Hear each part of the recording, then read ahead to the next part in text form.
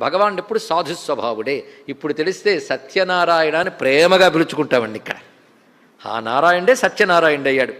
ఆ సత్యస్వరూపుడు ఎలా ఉంటాడంటే ఒకరందు ఎక్కువగా ఒకరందు తక్కువగా ఉండడు. సమాత్మ సంమిత సమహ. సమాత్మ అంటే సమాన రూపముగా ఉన్నవాడు, సమాన రూపముగా ఉంటాడు. అన్నిటి యందు సమాన రూపంగా ఉన్నాడు. ఎందుకంటే సర్వప్రాణుల హృదయాల్లో ఉన్నప్పుడు ఒక హృదయంలో ఒక ఆత్మ, ఇంకో హృదయంలో ఇంకో ఆత్మ ఉండదు. వాడు బుద్ధి ప్రాణము శరీరము ఇవి మారతాయేమో తప్ప ఆత్మగా ఉన్నవాడు మారడు. అందుకే గీతలో తానే చెప్పాడు, సమం సర్వేషు భూతేషు తిష్టంతం పరమేశ్వరం. అందుకే అహమాత్మ గుడాకేశ సర్వభూతాశయ స్థిత. తానే చెప్పాడు, సర్వభూత ఆశయ స్థిత. సర్వభూతముల యందు నేను సమముగా వ్యాపించి ఉన్నాను. ఈ మాటే ఉపనిషత్తుల్లో చెప్తూ బృహదారణ్యకంలో సమపృష్టినా సమో మసకేన నాగేన సమోనేన సర్వేణ అన్న మంత్రం ఉంది. అంటే దోమయందు ఏనుగునందు కూడా సమముగా వ్యాపించున్నాడు. అందుకే కృష్ణ పరమాత్మ ఒకనొక సమయంలో బ్రహ్మదేవుడు ఆయనకు బుద్ధి పుట్టి కృష్ణుడు లీల చూద్దాం, ఎలా నిభాయించుకొస్తాడో చూద్దామని చెప్పి కృష్ణుడితో ఆడుకుంటున్న బాలకుల్ని లేగల్ని అన్నిటి దాచిపెట్టేశాడు. అప్పుడు పరమాత్మకు తెలిసినా బయట పడకుండా నవ్వుకుని ఆయన ముచ్చట అయింది, కానీ ఎందుకు ఇప్పుడు పిలిచి అడగడం అని తానే అన్ని రూపాలు ధరించాడు. అన్ని లేగలు తానే అయ్యాడు, బాలరూపములన్నీ తానే ధరించాడు. ధరించి వస్తూ ఉన్నప్పుడు సుఖయోగునుడు ఎంత గొప్పగా చెప్తారంటే, ఇదివరకు ఎవరెవరు ఎలా ఉండేవారో అలాగే ఉన్నాడు, అంతమంది రూపాలు ధరించాడు. ఇదివరకు అవన్నీ లేగలు ఎలా ఉన్నాయి అలాగే ఉన్నాయి, రంగులతో సహా వాటి మేనరిజమ్స్తో, వాటి కట్టు బొట్టు అలంకారాలు అన్నీ ఎలా ఉండేవో అలాగే ఉన్నాయి. ఒక మనిషి రూపం ధరించాలంటే వాడిలా ఉండాలంటే అంత కష్టమండి.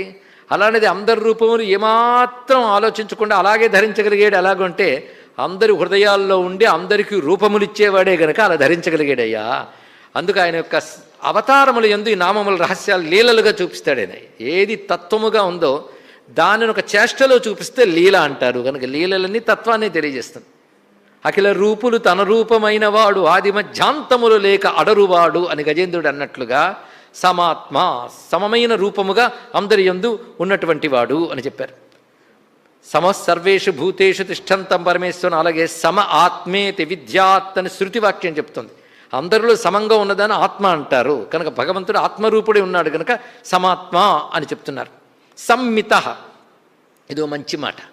సంమిత అంటే ఏకీభావంగా ఉండుట అంటే అర్థం ఎన్నో ఎన్నో ఉండొచ్చు, అన్నీ కలిపి ఒకటిగా ఉండడాన్ని సంమిత అంటారు. ఇక్కడ కలెక్టివ్ సంమిత. విశ్వమంతా తానే అయినప్పుడు విశ్వంలో అనేకత్వం ఉంది. ఈ అనేకత్వాన్ని వాటిని విడిచిపెట్టకుండా ఈ అనేకత్వాన్ని ఒకటిగా పట్టేవాడు ఆయన. ఉదాహరణకి భూమి యందు అన్ని పర్వతాలు అన్నీ ఉన్నాయి, కానీ భూమి అని చూసేటప్పుడు ఇవన్నీ పట్టుకున్నది భూమి. అలా మీరు విడివిడిగా జగత్తును చూస్తున్నప్పటికీ విడివిడిగా ఉన్న జగత్తంతని పట్టి ఉంచే శక్తి మాత్రం నారాయణుడు. అక్కడ ఏకత్వం వస్తున్నది.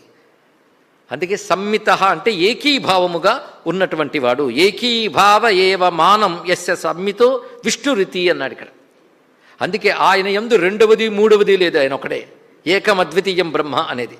అందుకే సయేష ఏక ఏక వృదేక ఏవ నా ద్వితీయో నా తృతీయ చతుర్థో నాప్యుచ్యతే అంటే అధర్వవేద వాక్యాలు ఇక్కడ పెద్దలు ఉటంకిస్తారు. అంతేకాదు సమ్యక్ మిత సంమిత. సంమిత అంటే అమేయాత్మ అని చెప్పుకున్నాం, కొలత కందనటువంటి వాడు. అందరిలో సమముగా వ్యాపించున్నాడు అంటే అంతటా సమంగా వ్యాపించున్నాడు. కానీ భక్తులను అనుగ్రహించడం కోసం తనని తాను చక్కగా మితి చేసుకుని వస్తాడు అన్నారు. సంమిత అంటే చక్కగా మితి చేసుకుంటాడట. మితి చేసుకోవడం అంటే నామం లేనివాడు ఒక నామంతో, రూపం లేనివాడు ఒక రూపంతో రావడమే సంమిత. కృష్ణుడు ఎంత ఉన్నాడండి. బాలుడిగా ఉన్నప్పుడు యశోదమ్మ కూడా ఎత్తేసుకుంది. ఆయన్ని పట్టుకుందాం ఎత్తుకుందాం అంటే దొరకకుండా అంత కనబడ్డాడు. అంటే అమేయాత్మ అయినా సంమిత అంటే భక్తులను అనుగ్రహించడానికై దివ్యమంగళ విగ్రహం ధరించి వచ్చేటప్పుడు సంమితుడుగానే కనబడుతున్నాడు కదా. అది కూడా సంమిత అని అద్భుతమైన భావాన్ని తెలియజేశారు.